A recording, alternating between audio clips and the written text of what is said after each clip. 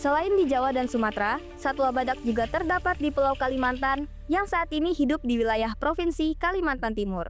Namun, badak Kalimantan yang masih satu spesies dengan badak Sumatera ini teridentifikasi hanya tersisa 2 ekor di alam.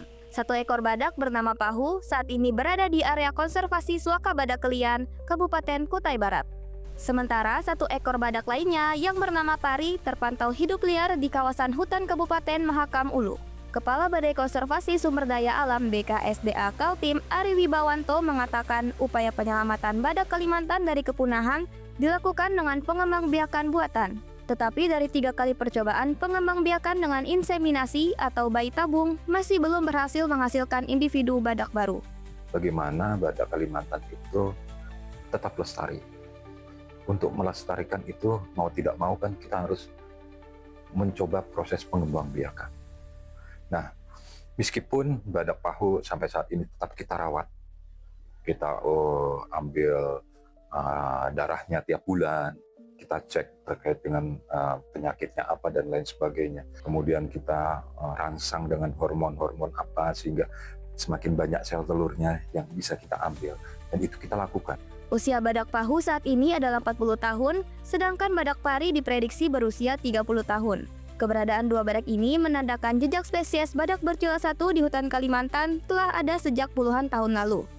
Selain percobaan pengembangbiakan, usaha melawan kepunahan badak Kalimantan juga dilakukan dengan penetapan kawasan konservasi dan suaka untuk melindungi habitat alami sang badak.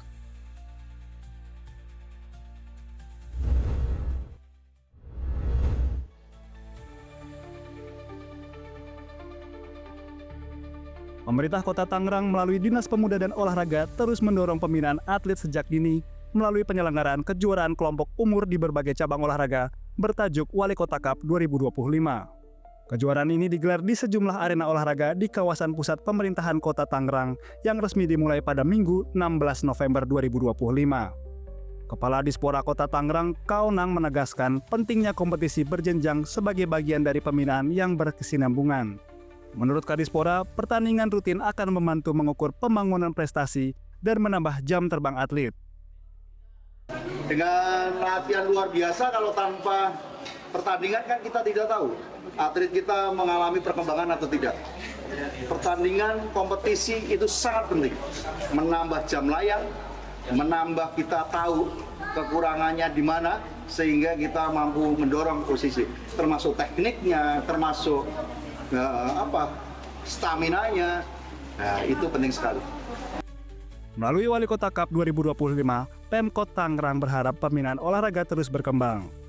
Tidak hanya itu, event ini juga diharapkan mampu melahirkan atlet-atlet muda yang siap ke ajang yang lebih tinggi.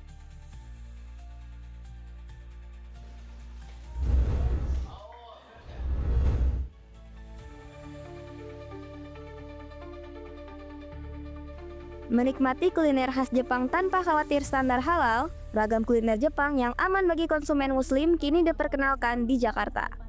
The Japan Food Product Overseas Promotion Center atau JFUDO mengenalkan kategori kuliner Jepang bernuansa halal dalam acara Authentic Cultural Dining di Hutan Kota Bayu Pelataran, Jakarta. Berbagai hidangan tradisional Jepang ditampilkan, mulai dari otsukuri atau sashimi dengan kontrol kebersihan ketat, wanmono atau sup dashi berbahan rumput laut bonito, hingga yakimono atau masakan panggang seperti wagyu. Kategori lainnya meliputi gohan atau olahan nasi, aneka sushi, serta mizumono atau hidangan penutup bercita rasa manis. Presiden JFUDO, Eizo Kobayashi, menyampaikan minat masyarakat Indonesia terhadap kuliner Jepang terus meningkat yang ditunjang proses pengolahan yang ketat, kultur kebersihan, dan rasa yang ringan. この21世紀で世界中で最もこれから伸びる国、その一つがこのお国インドネシアだと思っております。インドネシアの皆様方にぜひ日本料理、それも腹ので安心の料理を今日まで今伝えたい、そんな思いでいっぱいございます。Misalnya ke Jepang, dia bisa ada alergi apapun gitu ya, misalnya alergi susu, alergi seafood. Tapi kalau misalnya ke Jepang kata, aku nggak ada alergi sama sekali nih, kayak gitu. Terus saya bilang, iya karena insya Allah setes itu gitu ya. Jadi apalagi ditambah di Jepang itu Muslim friendly, ditambah ada aplikasi, jangan lupa boleh nanti dicoba, namanya Halal Navi, itu mempermudah kita untuk mencari makanan halal di Jepang.